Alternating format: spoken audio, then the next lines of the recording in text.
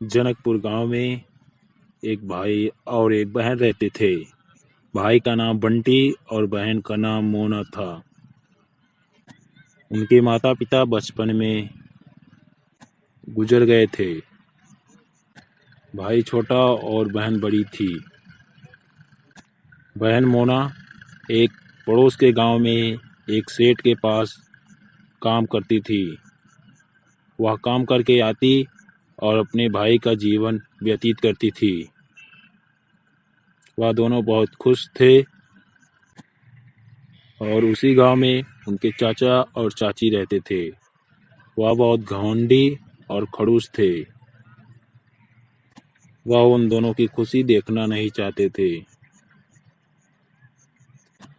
चाची बोली, अरे नास बेटे, इतनी शांति से तुम यहाँ बैठे हो और वो दोनों बहुत खुश हैं।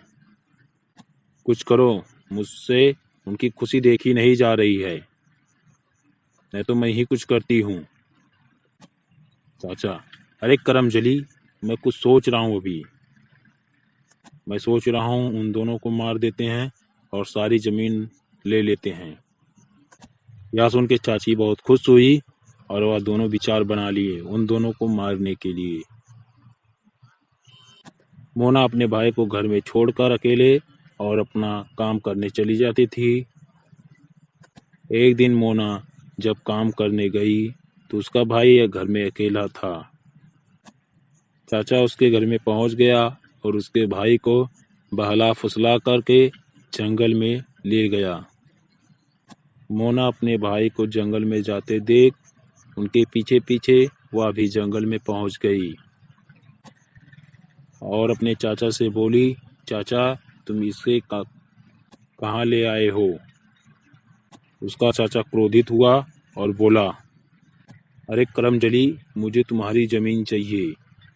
और मोना को वह जला देता है। बंटी यह देख के घबरा जाता है। फिर वह घर वापस आता है और अपने पत्नी को सब कुछ बताता है। वह दोनों बहुत खुश होते हैं। एक दिन वह दोनों घर में रहते हैं और मोना चुड़ैल का रूप धारण करके उन दोनों के घर में आ जाती है। तभी वह दोनों उसे देख के डर जाते हैं। बोलते हैं, मुझे मत मारना। मोना बोली, हा हा हा हा, चाचा तुम मुझे मारे हो, मैं तुम दोनों को नहीं छोड़ूंगी। हा हा हा हा हा हा। तभी मोना उन दोनों को अपने शक्तियों से जला देती है और वह अपने घर लौट आती है।